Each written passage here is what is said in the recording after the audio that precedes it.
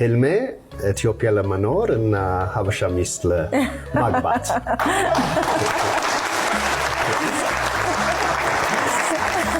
አሁን ህልሜ ተሳካለ ደረሰ እግዚአብሔር ይመስገን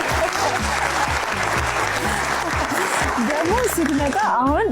በእኛ አገር የወላይታ ባህል አለባበስ ነው የለበስከው ለምን መረጥከው ብዙ ሀበሻ ልብስ ወዳለው ብዙ አይነት ወዳለው ሀበሻ ዛፋን ሀበሻ ቋንቋ ወዳለው ግን ይሄ